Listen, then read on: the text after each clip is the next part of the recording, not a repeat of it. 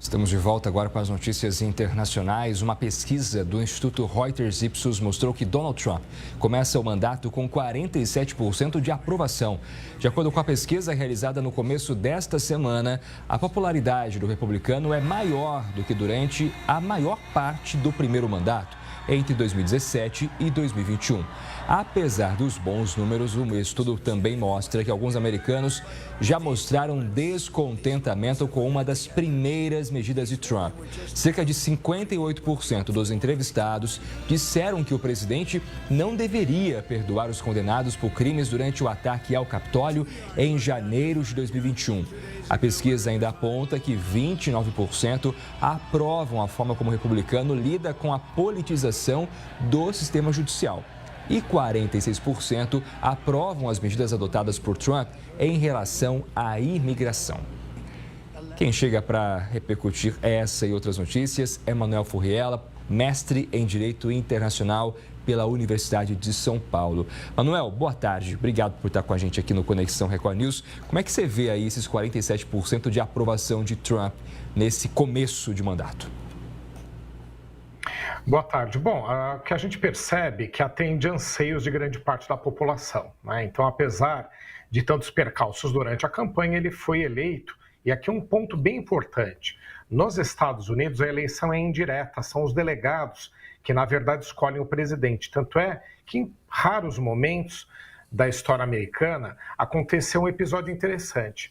O candidato, ele perdeu na população, na votação direta, mas acabou sendo eleito pela via indireta. Isso aconteceu, inclusive, com Trump na primeira eleição, mas não nesta vez. Ele teve a maior parte dos votos também na eleição direta, venceu Kamala Harris também na eleição direta. Então, já era de se esperar que ele chegaria com bastante força, já que a sua eleição representava propriamente os anseios da maior parte da população. Então, você tem uma lista grande, né, de medidas que ele adotou, grande parte delas já seguindo a tendência do que se imaginava. Agora também, nessa mesma pesquisa que vocês mencionaram, tem os pontos de crítica.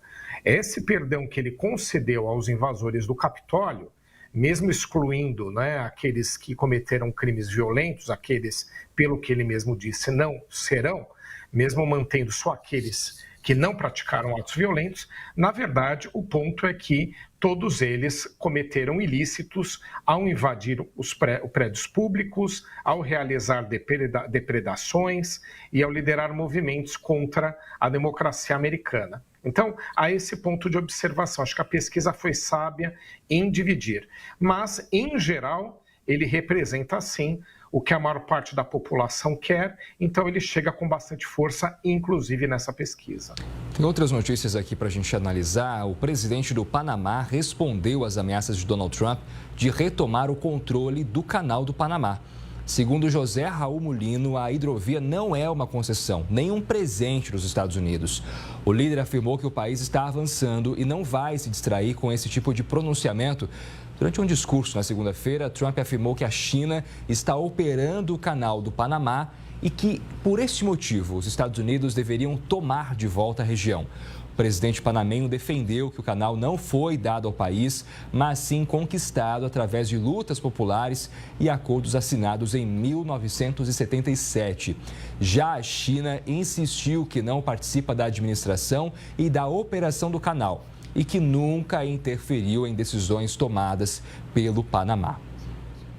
São repercussões, né, professor, em torno das decisões ou dos anúncios, pelo menos, que Trump tem feito em torno de países vizinhos, né, que Trump considera que ajudaria numa maior independência dos Estados Unidos, porque esse é o foco esse ano, né, é realmente se limitar a ter um crescimento maior nos Estados Unidos dentro do que o próprio país produz, menos dependente do que vem de fora. Exato. Agora, aí nesse caso em específico, né, as colocações do presidente do Panamá também estão equivocadas, né? Ele tem razão em relação à independência, o canal é do Panamá, mas não da forma como ele explicou. Aqui, realmente sendo bem claro e bem rápido, o canal do Panamá, ele começou a ser construído ainda pela Colômbia, porque o Panamá era parte do território colombiano. Mas não foi nem levado adiante logo no começo. Quem avançou muito com o processo de construção de uma das maiores obras já feitas pela humanidade, que é o Canal do Panamá, foi a França, mas também por muitos problemas que teve na construção, abandonou o projeto. Aí os americanos assumiram e construíram o Canal do Panamá a duras penas. Os recursos investidos foram muito grandes, a quantidade de mortes, estima-se que só no período americano foram mais de 30 mil operários que morreram pelos mais variados motivos, ou seja, uma obra complexa. Só que o que acontece? Os americanos construíram dentro do território de outro país, que é o Panamá. Nesse tipo de situação, aplica-se a concessão. Então, os Estados Unidos construíram e puderam explorar o canal e administrar o canal por muitos anos.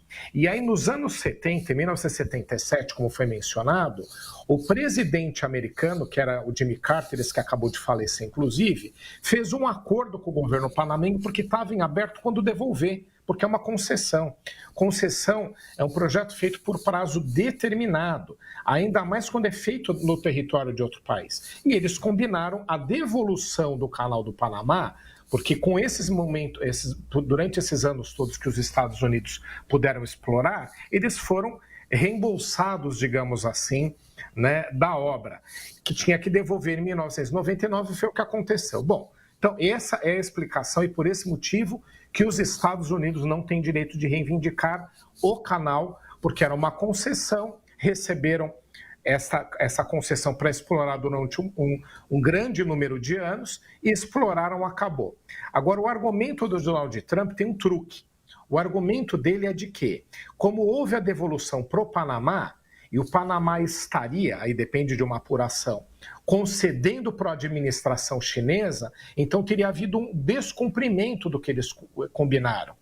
O descumprimento é a devolução do canal foi por Panamá e não para a China. Então, esse é o argumento dos Estados Unidos. Mas, na verdade, é um projeto que foi devolvido para o Panamá no momento em que quem construiu teve o direito de explorar, concessão, assunto encerrado, devolvido para o Panamá quando foi combinado. Talvez o assunto encerrado não seja essa tentativa de Trump de reivindicar algumas coisas aí, né, professor? Que a gente vai seguir acompanhando para ver o que vai acontecer. Agora, grupos de direitos civis e até estados com governos democratas entraram na justiça contra a ordem assinada por Donald Trump, que revoga a cidadania por nascença. Logo após a posse, o republicano assinou uma série de medidas contra a imigração ilegal. Uma delas é o direito à cidadania a bebês nascidos em território americano. A partir de agora, os nascidos de pais em situação irregular ou turistas não terão mais a nacionalidade americana. 18 estados, o Distrito de Colômbia e a cidade de São Francisco protocolaram ações alegando que a ordem de Trump é inconstitucional. Os governos alegam que o decreto viola o direito previsto na 14ª emenda da Constituição. A Casa Branca não se manifestou até o momento. E a polícia de Las Vegas afirmou que não vai realizar prisões de pessoas apenas por serem imigrantes legais. O comunicado vai contra as novas políticas migratórias adotadas por Donald Trump. Segundo o texto do departamento, os agentes não irão parar, questionar, deter, prender ou aplicar uma retenção a nenhum indivíduo sob a justificativa de que são imigrantes sem documentação. Segundo a polícia, denúncias de imigração ilegal serão direcionadas para o Serviço de Imigração e Alfândega dos Estados Unidos. O departamento também ressaltou que vai continuar prendendo estrangeiros envolvidos em crimes violentos e colaborando com as autoridades federais para combater o crime organizado e o terrorismo internacional. Por aí a gente vê, né, professor, que há um certo distanciamento entre o discurso, apesar de ter sido uma medida anunciada pelo governo, e o que já está em prática. Talvez serão necessárias negociações aí com governos locais, os governos estaduais, para que de fato essas leis aconteçam. A gente tem várias situações aí aplicadas aos imigrantes, né? O Donald Trump já tinha feito essa promessa de que ia fazer uma contenção no ingresso desses imigrantes ilegais no país, então essa guarda de fronteiras e algumas medidas proibindo por 60 dias, 60 a 90 dias, pedidos de asilo, refúgio. Tem essa questão da nacionalidade que realmente é inconstitucional. É inconstitucional porque, via decreto, o presidente Trump mudou um dispositivo constitucional. Então, o que fala a Constituição americana? Toda e qualquer pessoa que nasça no território americano, aliás, é o mesmo que a gente tem no Brasil, adquire, né, a nacionalidade americana. Então, ele mudou essa disposição via decreto. Não poderia. Só pode mudar via emenda constitucional. Então, ele teria que mandar uma proposta para o parlamento americano, para as duas casas, para votarem uma emenda à Constituição. Então, esse é o primeiro ponto, não foi o que ele fez, por isso que é inconstitucional. O outro, nos Estados Unidos, há algo diferente do Brasil. Dependendo da norma, e nesse caso é assim, 3/4 dos estados americanos também têm que aprovar essa mudança que eu mencionei aqui. Então, ela, legalmente, fazendo uma análise jurídica, ela não valeria por ser inconstitucional e por não ter passado pelos estados. Agora, ele vai começar a ter essas medidas de deportação em massa, né? Porque ele prometeu que ia deportar os imigrantes ilegais. E aqui, só para a gente entender o tamanho disso, fica entre 11 e 15 milhões de pessoas são ilegais nos Estados Unidos. É uma enormidade de pessoas, e aí 220 ou 230 mil brasileiros.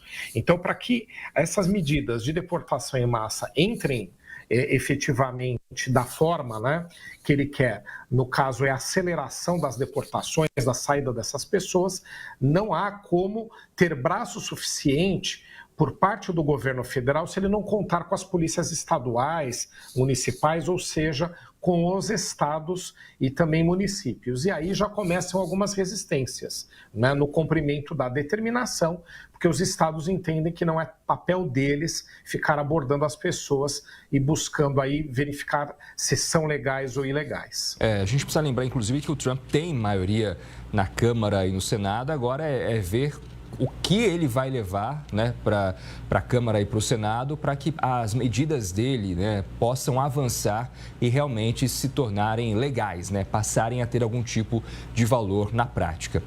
Ontem à noite, o presidente Donald Trump anunciou um investimento bilionário em empresas de tecnologia para desenvolver a área de inteligência artificial.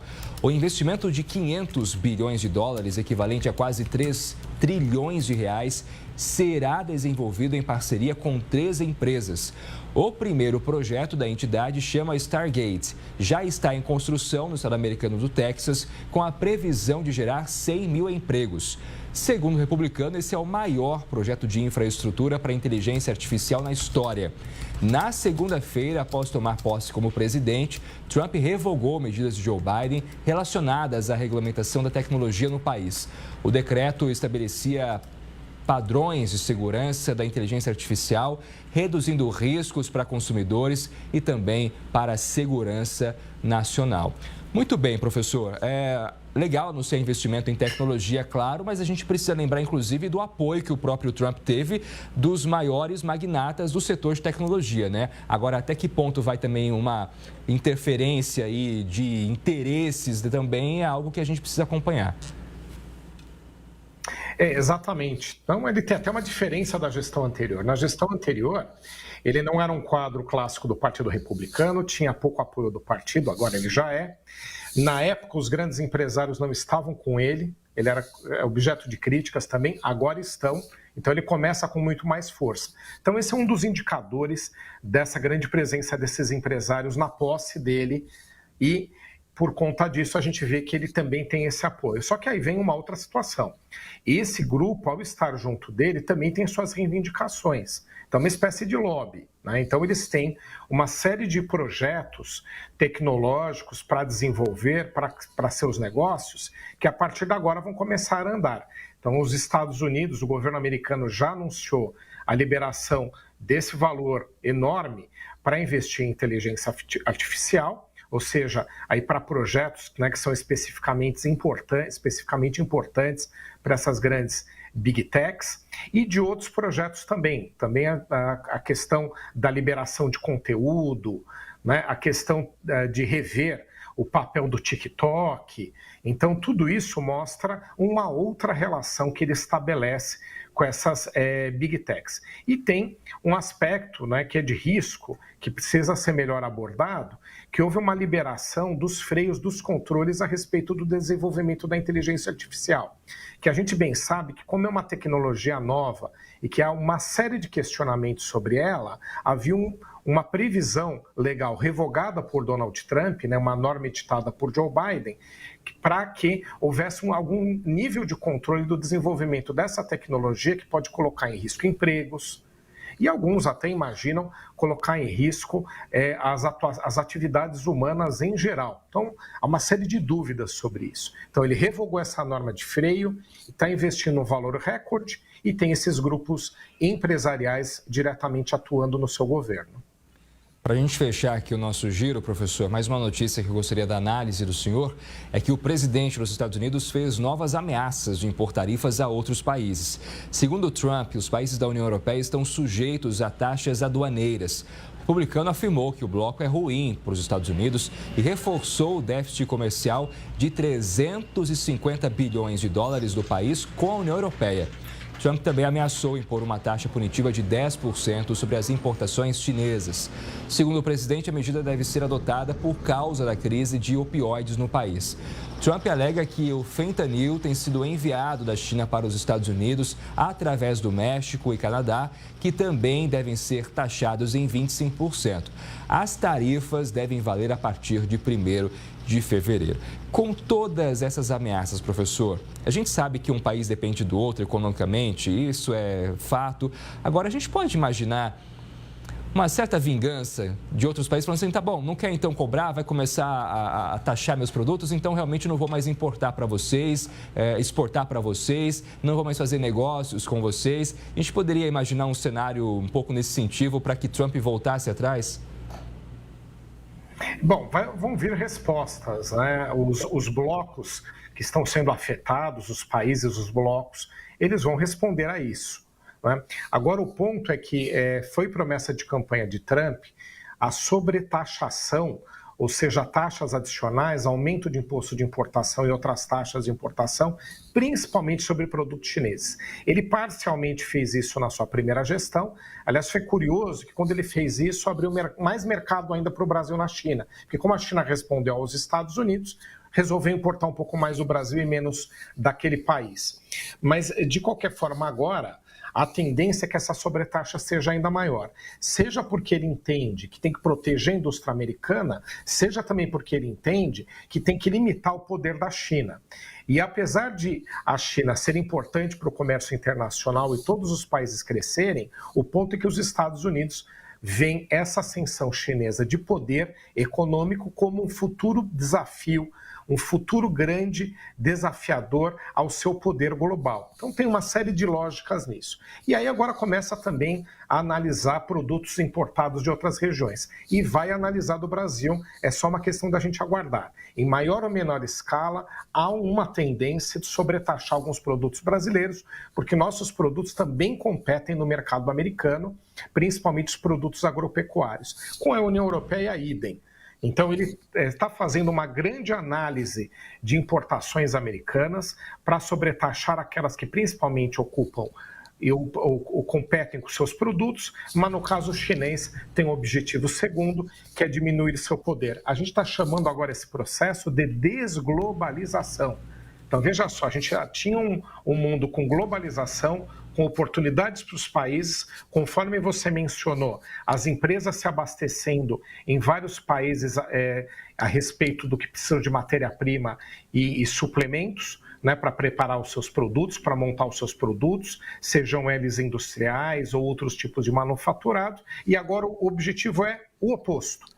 Mas o que a gente vai ter agora, a partir de agora, é também resposta. Então, se o governo americano sobretaxar produtos de certos grupos ou certos blocos e países, eles vão fazer o mesmo, e aí a gente vai ter um efeito contrário ao do desenvolvimento do comércio internacional. Olha, professor, o que eu aprendi ao longo da minha carreira é que tudo em política muda o tempo todo. Então, a gente tem que, de fato, seguir acompanhando para ver o que vem por aí, o que, de fato, vai acontecer, o que entra em prática, o que é descartado e para a gente entender os rumos dessas medidas que são adotadas nos Estados Unidos e que causam efeitos globais. Professor Manuel Furriela, obrigado, boa tarde ao senhor e até a próxima. Boa tarde.